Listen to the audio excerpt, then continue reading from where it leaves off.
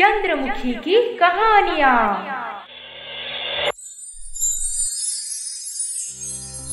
Hello दोस्तों, ये कहानी शुरू होने से पहले अगर आपने हमारे चैनल को सब्सक्राइब नहीं किया है तो जल्दी से सब्सक्राइब करके बेल आइकॉन दबा दीजिए, क्योंकि हम आते हैं हर बार एक नए किस्से के साथ।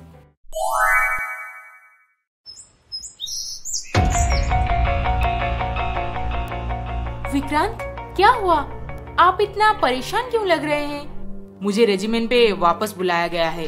जल्द ही रिपोर्टिंग करना होगा। मैं कल सुबह निकल जाऊंगा। आप चले जाएंगे? हाँ, ज्यादातर समय हमें ऐसे ही अचानक जाना पड़ता है, पर मुझे आप दोनों के बारे में सोचकर ज्यादा चिंता हो रही है। नहीं विक्रांत, अब हम केयरफुल रहेंगे। आप आराम से जाइए, चिंता की कोई बात नहीं।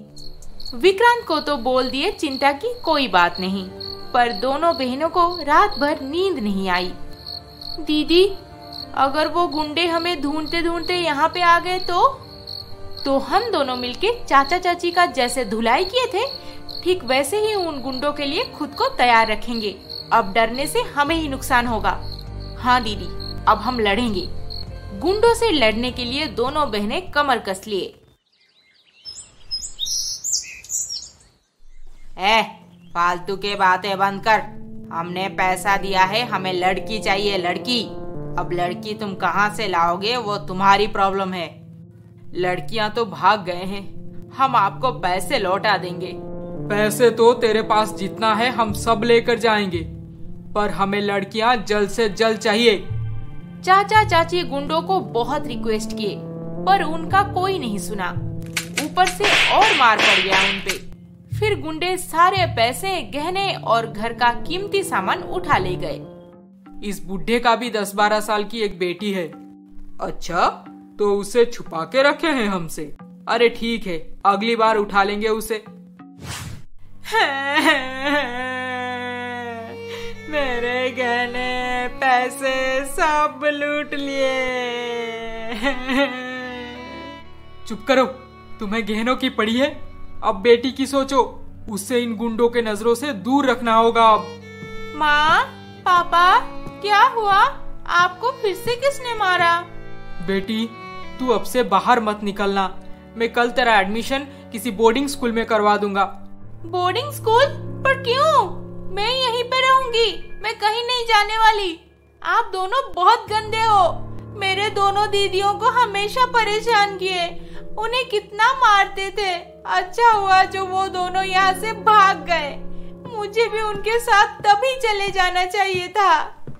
नीलिमा बिल्कुल नहीं चाहती थी कि वो बोर्डिंग स्कूल में पढ़े, हॉस्टल में रहे, पर और कोई चारा नहीं था केशवनाथ के पास। शिमला की एक स्कूल में उसकी एडमिशन हो गई और वो वहीं पर रह के आगे की पढ़ाई करने लगी। मैं पढ़ लिख कर बड़ी हो जाऊंगी और फिर अनामिका दीदी, अवंतिका दीदी के पास चली जाऊंगी। वो मुझसे कितना प्यार करते थे। दीदी, आई मिस यू। अब वो दोनों गुंडे केशव के घर पे कड़ी नजर रखने लगे, ताकि चांस मिलते ही उसकी बेटी को उठा ले जाए। पर उन्हें नीलिमा की कोई खबर नहीं मिल पाती थी और उधर विक्रांत मिलिट्री कैंप पे चला गया था। अनामिका और अवंतिका भी बहुत होशियार हो गए थे। ऐसे ही साल पे साल बीतता गया और विक्रांत भी हर साल छुट्टी लेकर घर पे आता रहता था। अनामिका, आप खाना बहुत मस्त बनाते हो, पर अवंतिका, बाप रे बाप। विक्रांत भैया, आप हमेशा दीदी की बड़ाई करते हैं। लगता है तीनों का एक हंसी खुशी का परिवार बन गया था। अवंतिका IPS क्रैक करके ट्रेनिंग ले रही थी और उधर नीलिमा भी अपना 10वीं खत्म कर चुकी थी। फिर एक दिन, नीलिमा, तू ऐसे बिना बताए घर पे क्यों आ गई? क्या? माँ, मुझे अपने ही घर पे आने के लिए पहले परमिशन लेना पड़ेगा। नहीं बेटी, वो क्या है ना, यहाँ पे तुम सेफ नहीं हो, इसीलिए क्या? मैं जिंदगी भर हॉस्टल में रहूंगी? मेरे सारे दोस्त वेकेशन पे घर चले जाते थे, पर मैं हर साल छुट्टी पे भी हॉस्टल में रहती थी। अब और नहीं, मुझे आगे कहाँ रहना है, क्या करना है, उसकी डिसीजन मैं खुद लूंगी, आप लोग नहीं। केशवनाथ और उसकी पत्नी दोनों अब टूट चुके थे। अनामिका और अवंतिका की श्राप लग गई थी उन्हें। उनकी अपनी बेटी उन्हें पसंद नहीं करती थी, उनके साथ एक बार अच्छे से बात भी नहीं करती थी। बैंक बैलेंस, जायदाद, घर, बेटी सब कुछ होकर भी उनके पास कुछ नहीं था। अपने कुकर्म का फल भुगत रहे थे दोनों। दीदी, दीदी, ये देखो आपकी बहन अब आईपीएस बन गई है। मैं आज बहुत खुश हूँ अवंतिका। आज मम्मी पापा होते तो उन्हें भी तुम पे गर्व होता। दीदी, अब हमें हमारे पापा की सारी प्रॉपर्टी वापस लेनी है और अपने घर पे जाकर रहना है, जहाँ पे हम दोनों मम्मी पापा के साथ रहते थे। सूद समेत अपनी प्रॉपर्टी वापस लेने हम दोनों जरूर जाएंगे, पर विक्रांत को इस बारे में बता कर जाना है। वो हमारे लिए बहुत कुछ किया है, उसके एब्सेंस में हम ये घर छोड़कर नहीं जा सकते।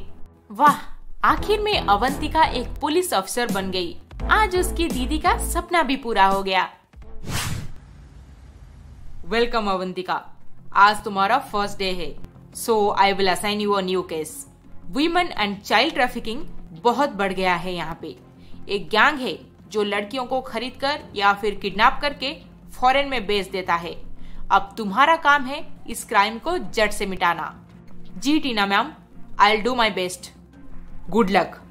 Thank you ma'am. नीलिमा, कहाँ जा रही हो तुम? कहीं भी जाओ, आपसे मतलब। मत जाओ बाहर बेटी, तुम्हें वो लोग उठा लेंगे। अच्छा होगा उठा लेंगे तो। आखिर आप दोनों को भी तो पता चले कि दूसरों के बेटियों के साथ गलत करने से अपनों के साथ भी वही होता है। लाख मना करने के बाद भी नीलिमा मार्केट निकल गई शॉपिंग करने। अरे ये देख, यही तो है केशवनाथ की बेटी। अच्छा, रास्ता भी पूरा सुनसान है, चल उसे उठा लेते हैं अभी। गुंडे नीलिमा को उठा के एक सुनसान जगह पे ले गए। वहाँ पे नीलिमा अकेली नहीं थी, बल्कि उसके जैसे और 7-8 लड़कियां थी, जिनको ऐसे ही जबरदस्ती उठा के लाया गया था। सब रो रहे थे, पर उनके पास भागने का भी कोई रास्ता नहीं था। 24 घंटे हो गए, पर नीलिमा घर वापस नहीं आई। और कितना इंतजार करोगे? अब तो पुलिस स्टेशन चलो, पता नहीं मेरी बेटी किस हाल में होगी। हाँ, तुम सही कह रही हो, चलो। फिर केशवनाथ पुलिस स्टेशन में मिसिंग एफआईआर भी दर्ज कर दिया और ऐसे ही 3 दिन बीत गए, पर नीलिमा की कोई अता पता नहीं मिली। आज रंजीत और उसके लोग आ रहे हैं, इन सबको तैयार कर देना। हाँ हाँ, सबको अच्छे से तैयार कर दूंगी। अशोक, ये बाइक दूसरी बार बंद पड़ गई, पर तुमने तो कहा था अच्छे से रिपेयर कर दिए हो, आगे और कोई प्रॉब्लम नहीं होगी। मैडम, गाड़ी का क्या भरोसा, कभी भी धोखा दे देती है। मैं अभी ठीक कर देता हूँ, तब तक आप बैठ के चाय पीजिए ना। ए रामू, मैडम के लिए 1 कप स्पेशल चाय लेकर आ, जल्दी लाना। अशोक, जो वैन बोला था वो रेडी हो गया? 1 घंटे में हो जाएगा भैया। जल्दी कर, हमारे पास टाइम नहीं है। अरे, ये दोनों तो वही गुंडे हैं, इनका चेहरा मैं कैसे भूल सकती हूँ। शायद इनका पीछा करने से कुछ लीड मिल जाए। उन गुंडों को पीछा करते करते अवंतिका पहुंच गई उसी सुनसान जगह पे। Hello, control room. लड़कियां वहां पे होने का सुराग मिलते ही अवंतिका पुलिस फोर्स को वहां पे तुरंत बुला ली और पूरा गैंग को अरेस्ट कर लिया गया। फिर जब अवंतिका उन लड़कियों के पास पहुंची, अवंतिका दीदी। नीलिमा, तू यहाँ पे? हाँ दीदी, ये मेरे माँ पापा के कुकर्म का फल है। नहीं जाऊंगी मैं आप दोनों के साथ ही रहूंगी। नीलिमा, तुम्हारे माँ पापा पिछले 3 दिनों से पुलिस स्टेशन का चक्कर काट रहे हैं, बहुत परेशान हैं, तुम्हें घर जाना चाहिए। सब तुम्हारा किया धरा है। मेरे भाई के बेटियों को एक आंख से भी नहीं देख पाती थी तुम। कितने जुल्म किए उनके ऊपर, और नौकरानी के तरह काम करवाते करवाते आखिर में उन दोनों को बेचने चली थी। मुझसे गलती हो गई, बहुत बड़ी गलती हो गई, और मेरी इस गलती में आप भी बराबर के भागीदार हैं। क्यों उस वक्त मुझे 2 थप्पड़ नहीं लगाए? क्यों मेरे गलत काम में मेरा साथ दिए? हे भगवान, मुझे माफ कर दीजिए। तू समझती क्यों नहीं नीलिमा? ठीक है, मैं घर चली जाऊंगी, पर एक शर्त पे। आप दोनों को भी मेरे साथ घर वापस चलना होगा। आखिर वो सारी प्रॉपर्टी आप ही की तो है। नीलिमा के प्यार के सामने इन दोनों का बरसों का गुस्सा कम हो गया और तीनों बहनें घर पहुँचे। मुझे माफ कर दो अनामिका, अवंतिका। मैंने तुम्हारे साथ जो भी किया उसके लिए मुझे भगवान भी माफ नहीं करेंगे।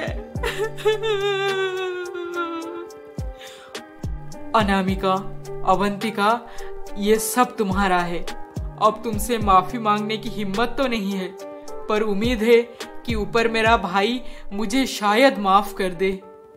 अनामिका और अवंतिका तो अच्छे दिल के थे। आखिर में उन दोनों ने चाचा चाची को माफ कर दिया और केशवनाथ उसकी सारी प्रॉपर्टी उन दोनों के नाम पे कर दिया। फिर सब एक साथ उसी घर पे रह के बहुत खुश थे।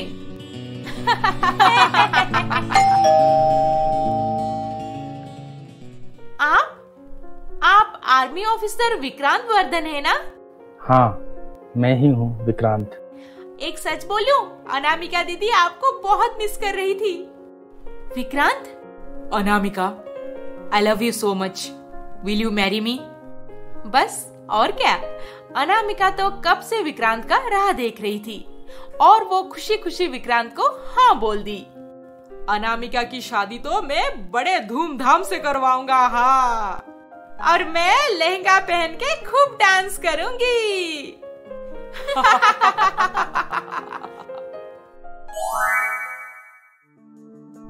ये कहानी आपको कैसी लगी हमें कमेंट करके जरूर बताएं। और अभी तक आपने हमारे चैनल को सब्सक्राइब नहीं किया है तो जल्दी से सब्सक्राइब करके बेल आइकॉन दबा दीजिए।